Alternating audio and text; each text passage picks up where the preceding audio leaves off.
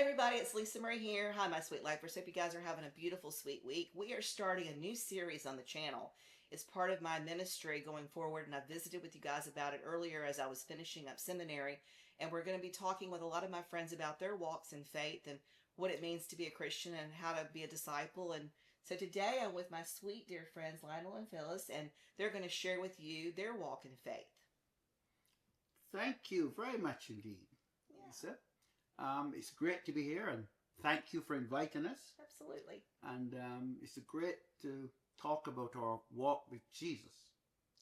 Our walk with Jesus, for me, is getting up in the morning and praying. That's the first thing I do each morning. I say my prayers and I go through a little bit of discernment and devotion to Jesus Christ, because He is the one who is in our lives, who guides and directs us to what we need to do. It's so wonderful to walk with God, and I found how wonderful it is to walk with God from Genesis chapter 5, I think it's verse 18, when Enoch, this is just an example, he was always faithful to God. And that is what I think we should be. We need to be faithful. We need to trust in God at all times and ask Him for guidance in whatever we do. We also need to be in fellowship with our family and friends, because God has made us not only to love Him, but to be in fellowship with each other. And the way I would continue to say is that we should always reach out to Jesus, because there's no one else who can guide and direct us and show us the way that we should go in this life. The world is sometimes a very troubled place, but we know that we have a living God who would direct us and let us know what we need to do at all times. So whenever you were little, like whenever both of you, because you both grew up kind of close to each other, didn't you? Around the corner. Yeah, just like me and Brian did, which is always, it makes for a really great marriage, by the way. Whenever you grow up together, it's really a very different situation. Right. We share that together in common. Whenever you guys were in school, when you were little, what was the, like, you always were in church? Yes. Yeah. It was a really happy time. I wouldn't say that we were religious or anything like that. It was the joy of happiness with our families, because our families were very religious. Our families were very religious. So they taught us how to be kind and thoughtful with each other. They taught us to the Lord's Prayer and the Ten Commandments. We had to know that. We also had to learn some of the Psalms, especially Psalm 23 and 46. Well, carry on. Well, I'll go a little bit further than Lionel did. Growing up Anglican in Barbados, we followed the Anglican Church England, the mother church. And it was a harvest festival. It's not celebrated in November anymore, but it was celebrated now it's celebrated in the middle of the year when they reap the canes. But in those days, we went along with the hymnal, and the harvest was always in November. So I was born on the day of the harvest, November the 25th at 2 p.m. Okay. And my mom said that the first thing I would have heard on the radio was, "We plough the fields and scatter the good seed on the land. It is fed and watered by God's mighty hand, etc., etc. So she told me I was a good seed, and I believed it, and she never let me live that down. I had to be on the straight and narrow. My feeling about the church and religion, I was about 3 years old, and there was a Sunday school class every Sunday. Well, the parents didn't go to it, but they sent people with the older siblings. I didn't have an older sibling, so I cried and kicked and everything, and I wanted to go to Sunday school too. So one of the neighbors, and I'll call her name, just in case she ever sees this, her name was Harriet Smith. She now lives in North Carolina somewhere. And she would take me to Sunday school every Sunday afternoon from 3 to 4. So from that early age, I learned about Jesus and Christmas and Easter and all the high points and the prodigal son and everything from such an early age, and it's never left me. I learned to be really faithful. My parents were Christians. Well, in Barbados was predominantly Christian, and 80% of the Christians were Anglican. And then there were other Christians like the Catholic, the Methodist, Presbyterian, etc., etc. And now that has changed a bit. We have Hindu, Islam, everything else there. But I grew up believing in Jesus Christ, and I always felt he was looking at me to see what I was doing. So I was always trying to be really good. Not over the top, but a good person. I grew up as a teenager on the straight and narrow, and I went to, all my schools were church schools. I went to St. Matthias Girls' School, and Lionel went to the boys' school, and these were Christian schools.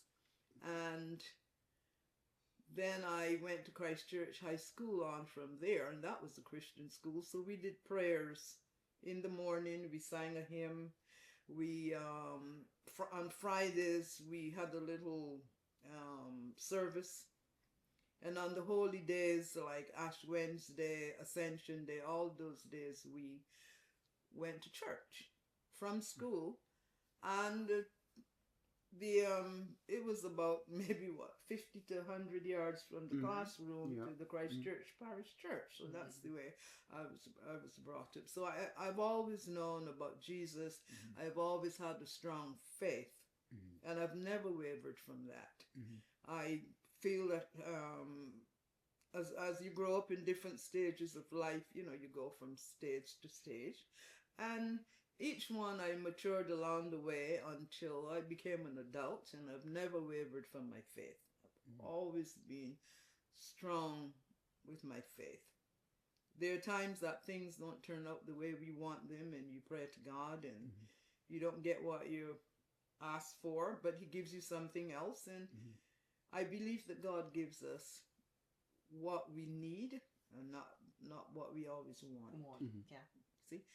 And then, we came to the United States, and we came to St. Catherine, I wouldn't say by accident, but I guess it was something that was preordained by God. I'm not sure.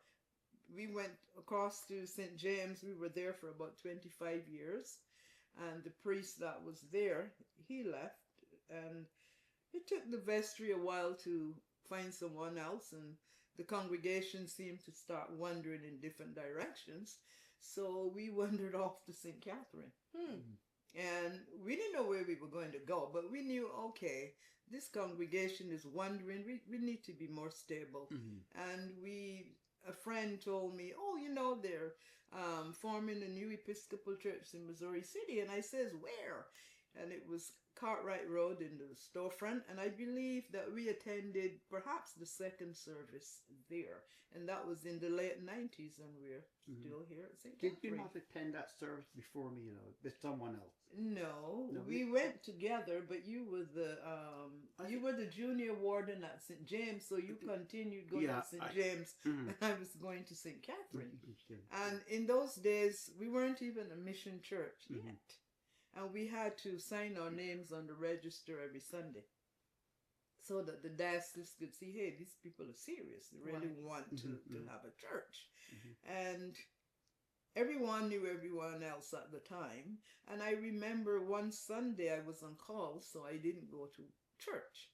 On a Monday morning, I heard the phone ringing, and I got it in this voice that I didn't know for sure. I thought I'd heard the voice before, but I didn't know whose voice it was, and this voice said, Phyllis. Was it Mother Stacy? No. Oh. It was Father Vincent, the very first priest. And he said, this is Father Vincent. And I'm like, what is he calling me? And he said, you weren't at church yesterday. And I'm calling to see if you're okay. So I was won over by then. And then another Sunday, we went to church, and about an hour or two after we got home, we were waiting on our daughter to come and drop Karima. Karima was our first grandchild, and she was going shopping, she and her husband, so they were going to bring Karima over. So I opened the garage door so they could come through the garage, and I heard somebody ringing the doorbell. I never looked out to see who it was. I just shouted, come through the garage. And I went to the garage, and there's this man out there smiling at me, and I'm like, who is he and what does he want now? I've let this stranger into the garage. You did, yeah. He said to me, I brought you this.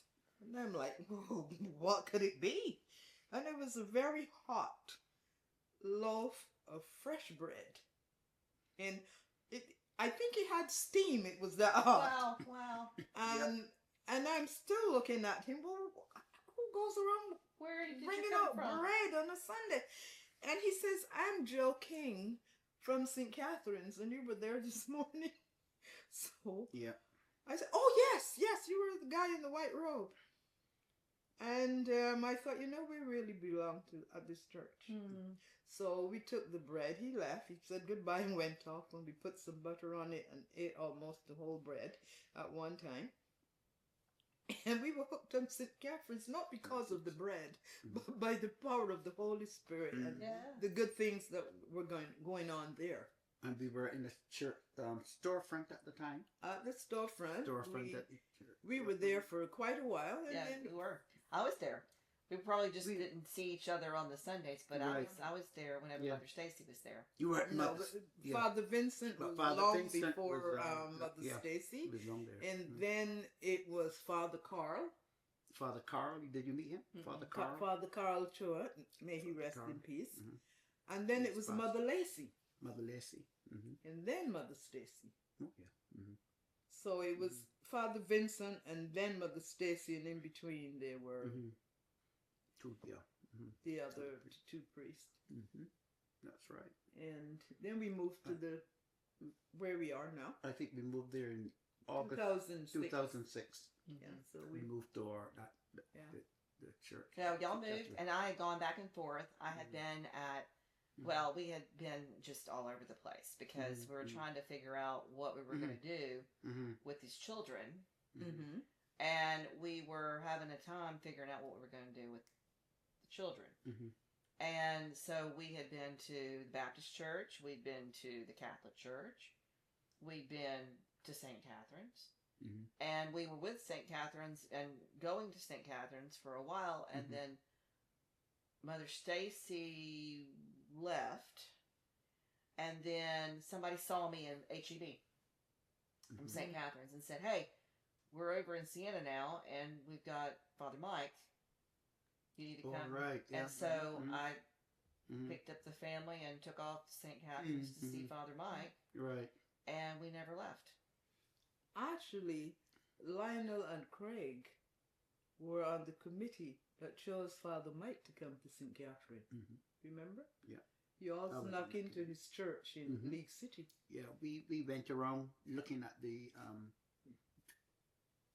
we saw a number of priests before we picked Father Mike, you know. And they used to just show up and sit in the congregation and to see the various priests. Spy on them. Yeah. You're the spy committee. You're the spy committee to steal the priests. Which priests are we going to steal? Yeah, because the bishop would send us different places to go to see, and we would just turn up at this church on the Sunday, and then once we the service and they greeted the priest, they would escape out of there. Yeah, and that's how we chose Father Mike. Now, did you help choose Father Andrew? No, I wasn't on that. I've been very impressed with Father Andrew. Been very impressed with him, not only in his preaching, but as a father.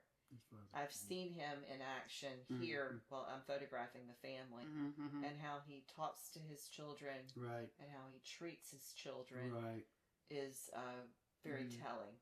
Yeah. About his character, and I really have been very impressed. Yes, I noticed you've had a closer relationship with him, but because he came during COVID, we didn't have that earlier, relationship with him.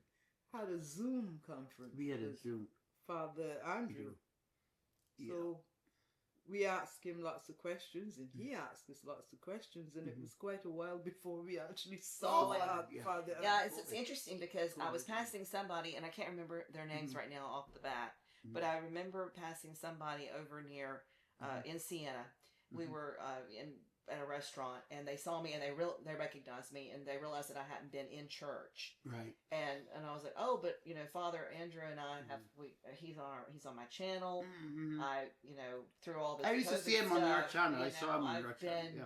He's been here, and so he would come, and still does obviously come, but I mean he was coming regularly through all of that crazy time. And really helped me get through a lot of the crazy time because I was pretty much isolated here. And, for those of you that watch the channel, most of you already know all that. Yeah. So, but, it was interesting because, I mean, it was funny when I went back to church, like in church, especially most recently with Isla May and baptism and all of that. And I would hit and miss. It's like, if I see people coughing on YouTube on the channel, watching y'all at church, I'm not coming to church. I don't want y'all coughing all over me. I don't want to get sick. So I kind of wait till the springtime whenever nobody's having the flu or whatever, whatever. Or if he's going to go travel somewhere, invariably he comes back sick because he's been on an airplane or a cruise ship or something. And I'm like, Father, if you take off and go on vacation, I'm not going to be with you for at least 2 weeks to give you time to get yourself back together again. Practically, I don't want you back in my house either, coughing all over my stuff and getting anybody here. I'm very weird about that. It's just one of the things that's happened since, post-COVID. I'm just very weird about that kind of stuff. I don't want to be like around people that are sick, but it was funny because they're like, you're at church? I said, well, I'm not in church, but I've been at church. At church. I said, I haven't been taking the sacraments because I've been at home, but every Sunday I have watched you. And now, most recently, over the last 2 years, Christ the King is at Santa Rosa. And so there's Father Richard there. So I literally, whenever I leave St. Catherine's, I've got to log into YouTube and go watch Father Richard at Christ the King right around the corner. Literally, the house is here. It's right around, it's closer to our house there than St. Catherine's is here, but literally it's over the river and through the woods for both the churches, but both Episcopal churches, and really just lovely. And that's just tremendous. It's just neat to have, but being a part of a larger church family, not just one specific church family, which is, kind of part of what we're doing here is really talking about the fact that everybody comes to it in a different way. Everybody comes into their faith in a different way. Some are born into it, like me, too, and you were, and Phyllis. We weren't really given a choice. We were all raised with Jesus. Yeah. We didn't nobody sat me down and said, it's like when I got ready to go off to college, my daddy didn't say, would you like to go to college? It was understood I was going to college. It wasn't, are you going? It was not even, I mean, he never asked me the question. He was, where are you going? He didn't ask me, are you going? It's, where are you going? It's just like all of us, the three of us. It wouldn't have been a question to ask, do you believe in Jesus? We would have been like, what are you talking about? Do we brush our teeth? Of course we believe in Jesus. We don't know any different. Yes, We've been raised that way, but for people that have not been raised that way, that's the thing that, we have to shine our light and show what that love looks like so that they understand what it's like to walk with the Spirit. Because there's a lot of people that didn't get raised. They weren't blessed like we are. Right. They weren't born into a family that already knew the Lord. Sometimes it's like way into their 20s, 30s, even older before they ever even get experience with the taste of church or that, or they don't like church, but they don't know why they don't like church. And so they're turned off by that. But, at St. Mary's, we were in church all the time, and St. Catherine's, and you guys growing up, y'all were in church on Sundays. You told me 3 times a day. 3 times on Sundays. Yeah. In morning, Sunday school in the afternoon, and even some. And we had a huge choir at St. Matthias. It's still pretty big. And we had preteen, teenagers in with the adults. So that's why we were both in the choir at the same time. And it was a wonderful experience. So I've never wavered from knowing Christ. I've always knew who Christ was in my childish way, and as I matured in life, I come to continue loving the Lord. Yeah. And it's very unwavering too. When I'm finding that for those people who are raised that way, like we've been raised, right, there's a lot of consistency, and we are constantly, even if we face a challenge, we go back to the faith. Every decision we make is based on that.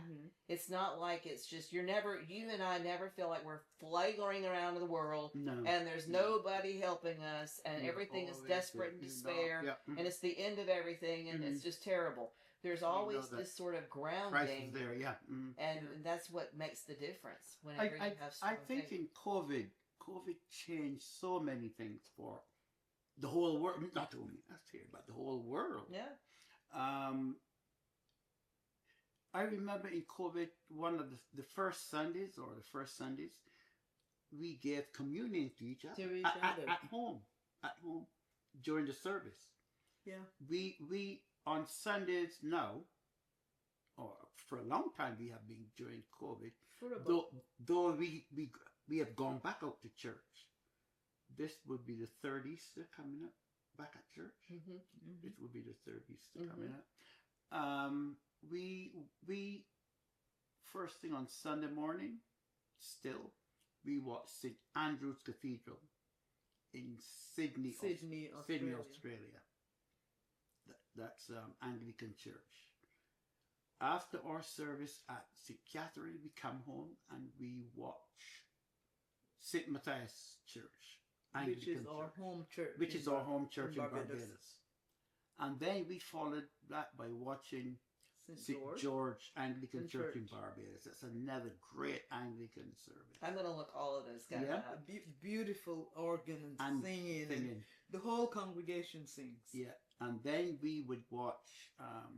occasionally we watch the Episcopal Cathedral in Washington, D.C. Yeah. What's it called? It's the National Cathedral. The National Cathedral, Washington, D.C. We watch that. So our Sundays is totally dirty church. And it's on our television. Lionel has an app that I can put it on the television, so it's like you're I can put watching the movie. So while we're preparing lunch we are listening. Service all day long. And I love to sing, so I sing every hymn, and sometimes it drives him nuts. No. Even if it did, Winky Face, we would never let her know that. I am listening. I'm trying to listen. You're listening to the sermon, and Phyllis sat here hollering up a storm. That's right. I'm not quite hollering. I can sing. Like Isla May was on Sunday. the same. We were singing at church on Sunday. All of us were singing, and the little baby Isla Mae was just I heard her singing. She's singing.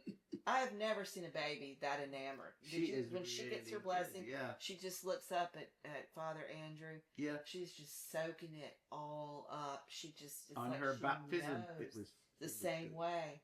It's so good. The sweetest thing to see. So good to see on baptism. Well, and I know that Granny and Big Daddy are aware. They're aware that she's she's Granny's namesake, but and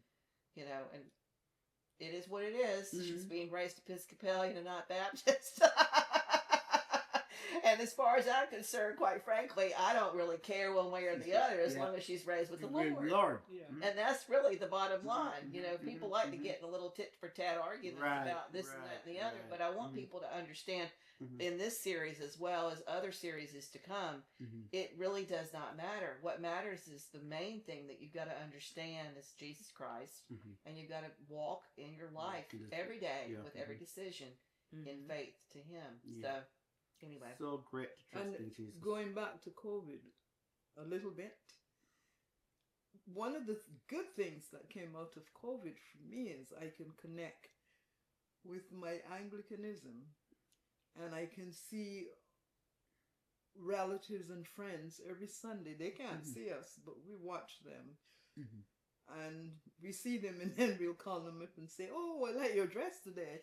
I saw you singing or something." But we are able every Sunday to connect with family and friends. Family and friends that way. That's wonderful. Yeah. So I hope that part of it doesn't go away. But there's some people that just do church at home now, and they're not going back to church. So I don't know how it's going to play out down the road, if they're going to stop those online services or what. Well, I hope that they don't, because I don't think that they will. I think that there's too much of a broader reach to people who really would never have gotten. And the other thing is that having Nana, lived to 102, all the people that were in her Sunday school, she lived past everybody. Like all of her friends that were in Sunday school, every single one of them died before she did. And, and there was a point in time where she wasn't able to go. And if we had had the opportunity, she would have been able to have at least felt like she participated. Yeah. Even though she would have been participating in her house dress, entered in.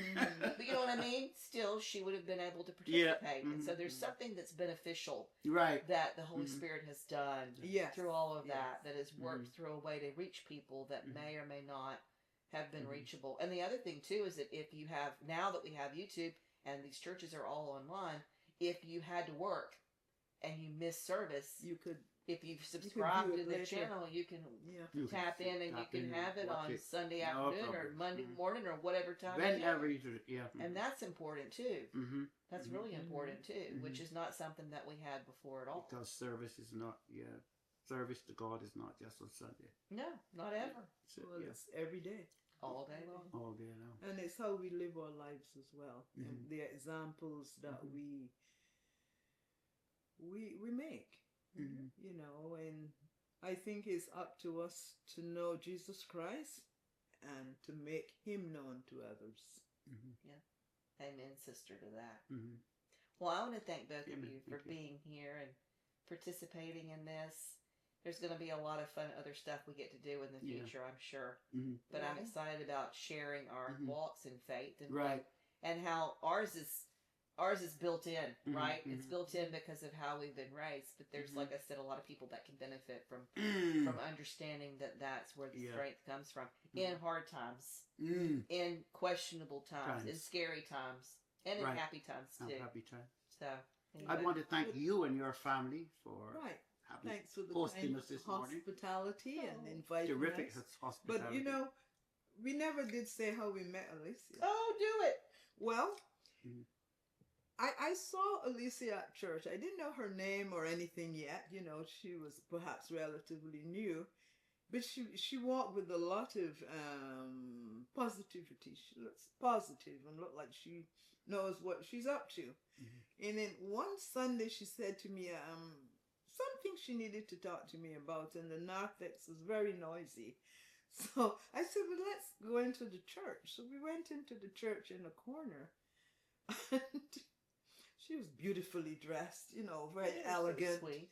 And I'm looking at her, and there's something different, and I'm trying to figure out what this difference is. And she's talking to me really, really seriously. And I'm listening seriously too. But my eyes are darting across, and what is that? And I looked at her head, and she had a beautiful fascinator that she made. I mean, it was a fascinator. And I looked up at it, and I says, my goodness, Alicia, you actually have a nest and a bird and an egg in that fascinator that you're wearing. Because I made it. And And I'm an artist. I'm an artist. Hello. I thought, well, To the glory of God. what, I included all the things. what great things he has done. Well, you know what's interesting about that? Because, you know, one of the things that's funny, whenever we were talking about, I was talking to Father Andrew, and, you know, he never saw that part of me, right? Mm-hmm. Because whenever he came along, Yeah, we were all in the middle of this pandemic. Pandemic. And yeah, so it's a he didn't know me, you know, it's very as a serious, dressed person. Well, being in the Baptist church in North Carolina, we all wore dresses, and it was all, we had Sunday shoes that we didn't wear any other day of the week but Sunday. And we had everybody was very dressed up. On the Sunday. I had peace. Well, we did with hats, but not fascinators. But I started watching, you know, the Derby, and I started watching stuff, and I started looking at those fascinators. And one of the things that I did when I got bored was buy felt and buy birds and buy little nests and buy little butterflies and make eggs and make stuff. And, you know, I still have all my fascinators, and I'll probably break them back out and bring them now that I'm I've back heard in that church. story a few times. But you know what I mean? Like, we just, you know. I'm telling you, I was fascinated, okay? Well, I'm And glad. I kept looking, and I'm thinking there's something different. You know? This person's crazy. No, I didn't think you were crazy. I just thought you were different. I am different. That's When true. when you're wearing a nest with a bird and an egg in that nest, I was fascinated. It made an impression on you. Amen. It made an impression. Well, I have been known to do that, guys. For better and for worse. Probably, I hope, for better. Anyway. Well, listen, you guys, I hope that you found some value in this. If you did, do us a favor, like and share. Don't forget to ring that bell, and we'll see you next time on the channel. Take care and stay sweet. Bye-bye. Bye-bye.